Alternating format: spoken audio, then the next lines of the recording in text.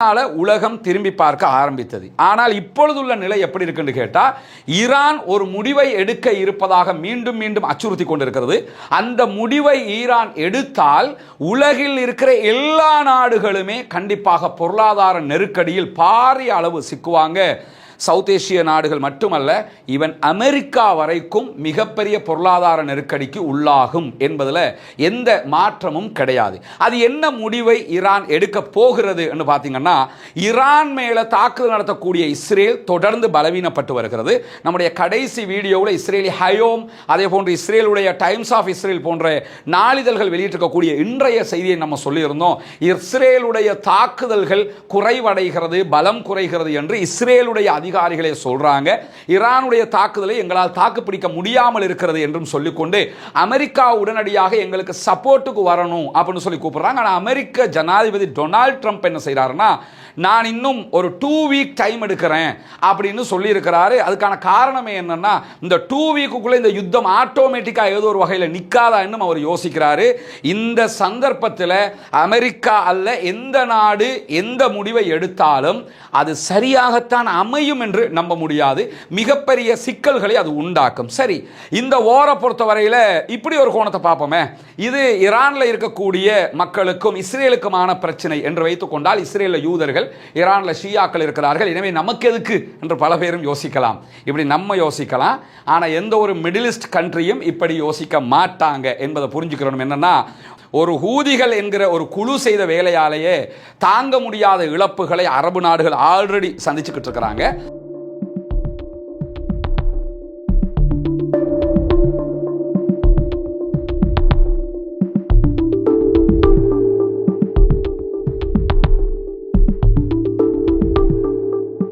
எண்ணெய் வியாபாரிகளும் கூட இவங்கள்ட்ட இருந்து பிசினஸ் பண்ணணுமாக இருந்தால் இந்த கடற்பரப்பு மிக முக்கியமானது.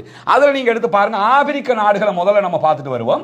இங்க இருக்கக்கூடிய அரபு நாடுகள், சவுதி அரேபியா, இதுல இங்க ஒரு நாடு பிசினஸ் பண்ணணுமாக இருந்தால் சவுதியில இருந்து மேற்கு நாடுகளுக்கு, எங்க ஏதாவது போலந்து, ஜெர்மன், இந்த மாதிரி பிரான்ஸ், இந்த யுனைடெட் கிங்டம், இந்த மாதிரி நாடுகளுக்கு எதையாவது கொண்டு போகணும்னா எப்படி அவர்கள் கொண்டு போவாங்க என்று சொன்னால், இப்படித்தான் கொண்டு போக வேண்டும். வழி எப்படி இருக்கும் என்றதை பாருங்க. இப்ப சவுதி அரேபியா இருக்கிறது.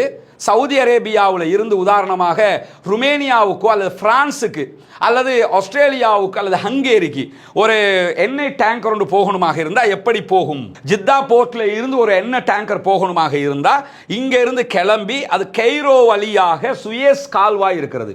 இந்த சுயேஸ் கால்வாய் வழியாக வெளியே செல்ல வேண்டும். இப்போ நம்ம என்ன புரியணும்னு கேட்டா, சுயேஸ் கால்வாயை மூடுகிறோம் என்று கெய்ரோ அறிவித்தால், ஈஜிப்ட் அறிவிச்சிட்டாங்கன்னு சொன்னா, இந்த எண்ணெய் விற்பனை உடனடியாக இந்த பகுதியால் நிறுத்தப்பட்டு விடும். எனவே கெய்ரோவினுடைய சுயேஸ் கால்வாய் என்பது மிக முக்கியமானது. ஈஜிப்டுக்கு வருகிற வருமானத்தில் 30% வருமானமே இந்த கப்பல் போக்குவரத்தில் கிடைக்கிற லாபங்கள் தான். அவ்வளவு லாபம் ஏன் கிடைக்குதுன்னா, ஈஸியான வழி, அவங்க சுயேஸ் கனல் வழியாக வெளியே போய்விடலாம். அப்படியே நீங்க வந்தீங்கன்னா மெடிட்டேரியன் சி, மத்திய தரை கடல் என்று சொல்லுவாங்க. இந்த மத்திய தரை கடல் எங்க இருக்குன்னு பார்த்தீங்கன்னா, இதுதான் காசா, அதே மாதிரி பாலஸ்டைன், இஸ்ரேல், சிரியா, இதுகளுக்கெல்லாம் வரக்கூடிய இந்த பகுதி மெடிட்டேரியன் சி.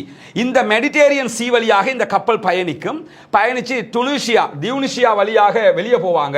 அந்த கேப்ல போனாங்கன்னு சொன்னா, ஒன்றோ இந்த பக்கம் போகணும்னு சொன்னா போறதாக இருந்தால், அல்லது அப்படியே இந்த பக்கம் ஆப்பிரிக்க நாடுகளுக்குள்ள வரணுமாக இருந்தால் ஆப்பிரிக்க நாடுகள் வழியாக சுத்தி வந்து இலங்கை, இந்தியா மாதிரி நாடுகளுக்கு வரணும்னு சொன்னாலும், இப்படி அவங்க மெடிட்டேரியன் சி வழியாக டியூனிஷியா வழியாக அப்படியே சுத்தி வந்தாங்கன்னு சொன்னா, இங்க பாருங்க, இப்படியே வருவாங்க. வந்து இந்த இடத்துல, அதாவது ஜிப்ரால்டர் என்ற ஒரு ஏரியா இருக்கு. இந்த ஜிப்ரால்டரை தாண்டி தான் அவங்க வரணும். இது மொரோக்கோவினுடைய பகுதி, இது ஸ்பெயினுடைய பகுதி. ஸ்பெயினுக்கும் மொரோக்கோவுக்கும் இடையில இங்க பாருங்க, ஜிப்ரால்டர் என்கிற ஒரு சின்ன கேப் இருக்குது. இதை தாண்டி தான் வரணும். இதை இங்க இருக்கக்கூடிய மொரோக்கோ மூடுவதாக அறிவித்தார். மொரோக்கோ ஒரு முஸ்லிம்கள் வாழக்கூடிய கண்ட்ரி. மொரோக்கோ அறிவிச்சாங்கன்னா, நாங்கள் இதை மூடுறோம் என்று அறிவிச்சிட்டாங்கன்னு சொன்னா, இந்த வழியாக எந்த நாட்டுக்கும் அவர்கள் எதையும் கொண்டு போக முடியாத ஒரு இக்கட்டான சூழல் உருவாகிவிடும். எனவே இறைவனுடைய அந்த செட்டப்பை நீங்க பாருங்க. இவர்களுக்கு அவ்வளவு பெரிய பலம், ஈஜிப்டுக்கு ஒரு பலம் கிடைக்கிறது, இங்க துனிசியாவுக்கு ஒரு பலம் கிடைக்கிறது. அதை தாண்டி இந்த இடத்துல மொரோக்கோவுக்கு மிகப்பெரிய ஒரு பலம் கிடைக்கும். மெடிட்டேரியன் சீனுடைய கண்ட்ரோல் யார்கிட்ட இருக்குதுன்னா மொரோக்கோல இருக்குது. அதை தாண்டி நீங்க பாத்தீங்கன்னா யமன், இதை பயன்படுத்தியது மிக முக்கியமாக யமன் தான் பயன்படுத்தினாங்க இந்த வார்ல. யமனை நீங்க எடுத்துக்கிட்டீங்கன்னா இந்த இடத்த பாருங்க, ஹுதைதா துறைமுகம் இந்த இடத்துல இருக்கு. இந்த இடத்துக்கு தான் அடிக்கடி இஸ்ரேலும் அமெரிக்காவும் தாக்குதல் நடத்தி கொண்டிருந்தாங்க. அதே நேரத்தில் ஆடன் இந்த இடத்துல தான் இருக்குது. இந்த பகுதிகளை ஹூதிகள் கண்ட்ரோல்ல வச்சுக்கிறாங்க. இது வழியாகத்தான் செங்கடல்ல பயணித்து சுயஸ் கால்வாய் வழியாக மேலே போகணும். நம்ம ஏற்கனவே பார்த்தது. இந்த இடத்தை தான் அவங்க மூடி வைத்துக் கொண்டு வருகிற கப்பல்களுக்கு தாக்குதல்களை நடத்துகிறார்கள். எனவே இந்த இடத்துல சன்ஆ யமனை பகைத்துக் கொண்டு யாரும் எந்த பிசினஸும் பண்ண முடியாது. ஈவன் அமெரிக்காக்கே பண்ண முடியாதுன்னா டொனால்ட் ட்ரம்ப் இனிமே நாங்கள் உங்களுக்கு அட்டாக் பண்ண மாட்டோம் வெளியேறினார். எனவே இந்த கண்ட்ரோலும் அரபு நாடுகளுடைய கைகளிலே இருக்கிறது. இதுவும் உலகத்தினுடைய ஒரு ஈரல் பகுதி என்று சொல்லலாம். அதற்கு பிறகு இப்பொழுது இருக்கக்கூடிய பிரச்சனைக்கு வருவோம். நாங்க ஒரு முடிவெடுப்போம்னு சொல்லக்கூடிய ஈரான் என்ன முடிவு எடுப்பதா சொல்றாங்கன்னா, ஹொர்முஸ் நீர்நிலை பகுதிகளை மூடுவோம் என்று சொல்லிக் கொண்டிருக்கிறார்கள். இங்க நீங்க வந்து பாத்தீங்கன்னு சொன்னா இந்த இடத்துல அதாவது யுஏஇக்கு மேலே துபாய் இருக்கிறது.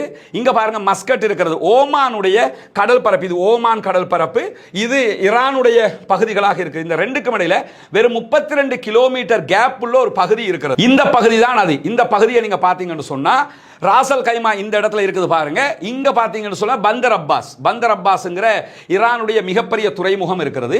இங்க இருந்து வரக்கூடிய கப்பல்கள், அதாவது குவைத்தாக இருந்தாலும் பஹ்ரைனாக இருந்தாலும் ஈவன் சவுதி அரேபியா, அதே போன்ற கத்தர், யுஏஇ, துபாய் எதா இருந்தாலும் சரி, அவங்களுடைய எண்ணெய் கப்பல்கள் அல்லது எல்பிஜி அல்லது எல்என்ஜி எதாக இருந்தாலும் எடுத்துக்கொண்டு வருகிற கப்பல்கள் இந்த வழியாக வந்து இப்படியே வர வேண்டும். கல்ஃப் ஆஃப் ஓமானுக்கால வந்து என்ன பண்ணுவாங்கன்னா, ஒன்னும் இலங்கை இந்தியா மாதிரி நாட்டுக்கு வரலாம், அல்லது அப்படியே போய் ரெட் சீயால கடந்து மேலே ஏறி சுயஸ் கால்வாய் வழியாக அவங்க வெஸ்ட் நாடுகளுக்கு போகலாம். எதுனாலும் பண்ணலாம். ஆனா இந்த வழியாகத்தான் வரணும். இதுல என்ன விசேஷம் என்று சொன்னா, இந்த இடத்தை அதாவது ஹொர்முஸ் நீர்நிலை சொல்லி இந்த இடத்துக்கு சொல்லுவாங்க. இந்த ஹொர்முஸ் நீர்நிலையை கண்ட்ரோல் பண்ணுகிற யாருன்னு சொன்னா ஈரான் தான் கண்ட்ரோல் பண்றாங்க. எனவே ஈரான் இப்பொழுது என்ன சொல்றாங்கன்னா, எங்க மேல அமெரிக்கா தாக்குதல் நடத்த வந்தால் நாங்கள் ரெண்டு விவகாரம் செய்வோம்ங்கிறாங்க. ஒன்று, மத்திய கிழக்கில் இருக்கக்கூடிய அமெரிக்காவினுடைய நிலைகள் மீது நாங்கள் தாக்குதல் நடத்துவோம் அப்படிங்கிறாங்க. அப்படி அவங்க தாக்குதல் நடத்த போனாங்கன்னா முதல்ல எங்க அட்டாக் பண்ணுவாங்கன்னா, இங்க இருக்கக்கூடிய கத்தார்ல இருக்கக்கூடிய உதய் போர்ட் மேல அட்டாக் பண்ணுவாங்க. அது ஏர்போர்ட்டும் இருக்கிறது, அவர்களுடைய கடல் பரப்பும் இருக்கிறது. உதய் தான் மத்திய கிழக்கில் இருக்கக்கூடிய மிகப்பெரிய அமெரிக்க பேஸாக இருக்கிறது. அங்க அட்டாக் பண்ணுவாங்க. அதை தாண்டி என்ன பண்ணுவாங்கன்னு சொன்னா, பஹ்ரைன்ல 3 போர்ட் இருக்குது. அதே மாதிரி குவைத்ல 3 போர்ட் இருக்கிறது அமெரிக்காவுக்கு. அதே நேரத்தில் பஹ்ரைன்ல அவர்களுடைய ஹார்பரும் இருக்கிறது. அதே மாதிரி யுஏஇல இருக்கிறது. இந்த எல்லா ஏரியாவிலும் 19 இடங்கள்ல அவங்க அவர்களுடைய பேஸ் வச்சிருக்காங்க. இவன் சவுதி அரேபியாவுக்குள்ள என்ன பண்ணிருக்காங்கன்னு கேட்டா, பேஸ் இல்லாட்டியும் அதுக்கு நிகரான ஒன்று அவங்க வச்சுக்கிட்டு இருக்காங்க. எனவே என்ன பண்ணலாம்னு சொன்னா, இந்த இடங்களுக்கு முதன்மையாக ஈரான் தாக்குதல்களை நடத்தக்கூடும். அப்படி நடத்தினால் அமெரிக்காவுக்கு அவங்க அட்டாக் பண்ண தேவையில்லை. அமெரிக்காவினுடைய இடங்களுக்கு அட்டாக் பண்ணினா, இப்ப உதாரணமா குவைத்தில் இருக்கக்கூடிய பேஸுக்கு அவங்க அடிச்சாங்கன்னா அது குவைத்தோட சண்டை கிடையாது, அமெரிக்காவோட அமெரிக்கா பேஸோட சண்டை. குவைத்தில் வேற எந்த இடத்துக்கும் அடிக்க மாட்டாங்க. அதே மாதிரி பஹ்ரைன்ல இருக்கக்கூடிய பேஸுக்கு அடிப்பாங்க, அமெரிக்கன் பேஸுக்கு. அப்ப அமெரிக்காவோட தான் சண்டை, பஹ்ரைனோட சண்டை இல்லை. அதே போன்று கத்தாரோட நெருங்கின நாடு, கத்தாரும் ஈரானையும் எடுத்துக்கிட்டா. எனவே ஈரான் கத்தாருக்கு அடிக்குதுன்னா கத்தாருக்கு அடிக்கல, யாருக்கு அடிக்கிறான் அர்த்தம் கேட்டா அமெரிக்கன் பேஸுக்கு அடிப்பாங்க. கத்தாரில் எந்த பகுதிக்கும் அடிக்க மாட்டாங்க, அமெரிக்காவுக்கும் அவங்களுக்கு தான் சண்டை. இது இப்படி ஒரு சண்டை நடக்கலாம் அமெரிக்கா லைனுக்கு வந்தாங்கன்னா. இது கூட பரவாயில்லை, அது யுத்தம் தானே நடக்க போகுது. அதை தாண்டி அவங்க என்ன பண்ணுவாங்கன்னு சொன்னா, இங்கே இருக்கக்கூடிய இந்த ஹொர்முஸ் நீர்ப்பரப்பை மூடுவார்கள்.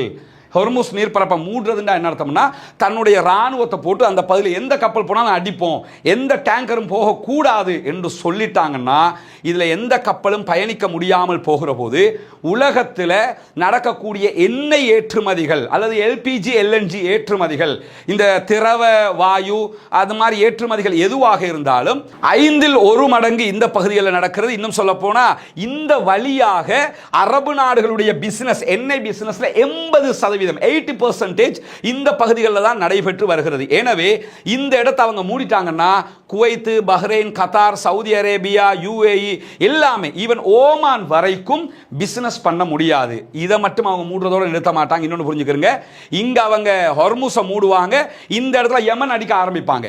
எனவே இங்கே மூடிட்டு இந்த இடத்தை மூடிட்டாங்கன்னா இந்த பகுதியால் எதுவும் உள்ள வரவும் முடியாது, இந்த பகுதியால் வெளியே வரவும் முடியாது, இங்க இருந்ததும் வெளியே போகவும் முடியாது, கெய்ரோ வரைக்கும் பாதிக்கப்படுவார்கள். எனவே தான் அவங்க ஹொர்முஸை நாங்கள் மூடுவோம் என்று சொல்லிக் கொண்டிருக்கிறார்கள். சரி, ஹொர்முஸை மூடுவோம்னா இதுக்கு முன்னாடி மூடி இருக்காங்களா பார்த்தீங்கன்னா பல தடவைகள் இதுக்கு முன்னாடி இப்படியான வேலைகளை ஈரான் செய்திருக்கிறாங்க. குறிப்பாக ஈரானுக்கும் ஈராக்குக்கும் இடையில சதாம் ஹுசேன் இருக்கிற காலத்தில் ஒரு யுத்தம் நடந்தது. 1980களில் இருந்து 1988 8 ஆண்டுகள் ஒரு பாரிய தொடர் யுத்தம் நடைபெற்ற நேரத்தில் ரெண்டு நாடுமே என்ன பண்ணாங்கன்னா, இந்த இடத்துல போற கப்பல்கள் மீது அட்டாக் பண்ணுவோம் இதை மூடுகிற வேலையை பார்த்தாங்க. உதாரணமா ஈராக் இங்க இருக்குது, ஈரான் இங்க இருக்குது. ரெண்டு நாடுமே இந்த இடத்துல போகிற கப்பல்கள் மேல அட்டாக் பண்ணினாங்க. அதனால அதுக்கு டேங்கர் வார் என்கிற ஒரு பேரும் இருக்கிறது. ஈரான் ஈராக் யுத்தத்துக்கு நீங்க டேங்கர் வார்னு தேடினாலே அந்த யுத்தத்துக்கு தான் சொல்லுவாங்க. காரணம் என்ன, அந்த டேங்கர்கள் ஆயில் டேங்கர்கள் போனதை அவங்க நிறுத்தினாங்க. எனவே ஹொர்முஸ் நீர்ப்பரப்பு என்பது ஆல்ரெடி ஈரானால் மூடப்பட்டிருக்கிறது. அதை தாண்டி 1988ல் இந்த பகுதிகள், அதாவது ஈரானுடைய ஒரு பேசஞ்சர் ஃப்ளைட் 290 பேரோட பயணித்த பேசஞ்சர் ஃப்ளைட் மேலே அமெரிக்க ராணுவம் தாக்குதல் நடத்தியிருந்தாங்க. அத்தனை பேருமே கொல்லப்பட்டார்கள்.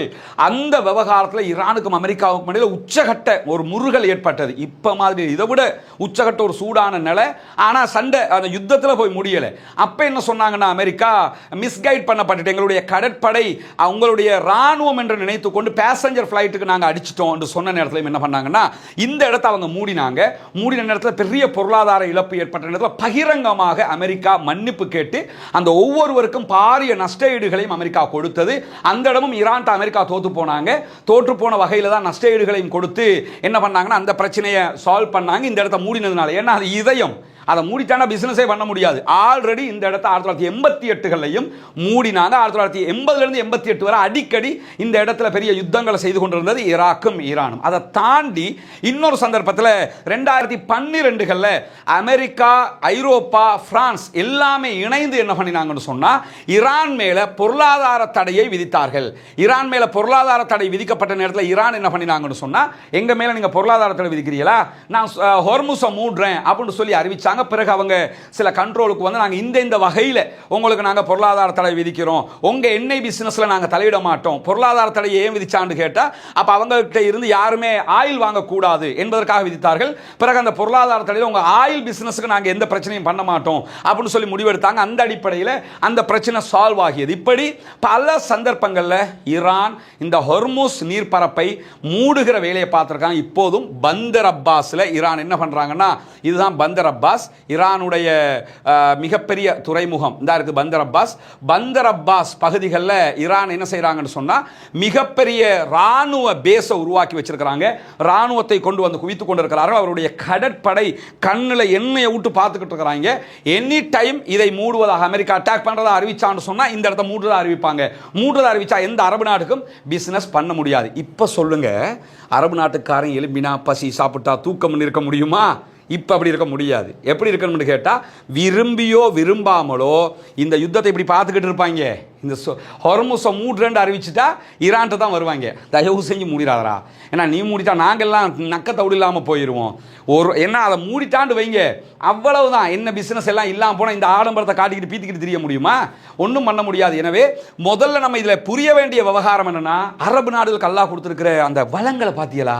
ஒரு பக்கம் ஹொர்முஸ் இருக்கிறது, மறுபக்கம் சுயஸ் கால்வாய் இருக்கிறது, மறுபக்கம் ஜிப்ரால்டர் இருக்கிறது. உலகத்தினுடைய எல்லா லாக்கும் இவங்கள கையில் தான் இருக்குது. அதை தாண்டி பெட்ரோலியம் கொட்டி கிடக்குது, காசு டாலர்ல கொளித்து கொண்டு இருக்கிறது.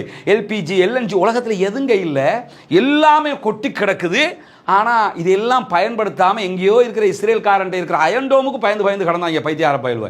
இன்னைக்கு நிலைமை என்ன, அயன்டோமை எல்லாம் புஷ்குண்டு போகிற அளவுக்கு அடிச்சுக்கிட்டு போய்கிட்டே இருக்கிறான். எனவே ஈரான் என்ன முடிவை எடுக்க வேண்டும் என்பதை அமெரிக்கா தான் தீர்மானிக்க வேண்டும் என்கிறார் ஈரானுடைய ஃபாரின் மினிஸ்டர், வெளிவிவகார அமைச்சர் அப்பாஸ் அராக்சி.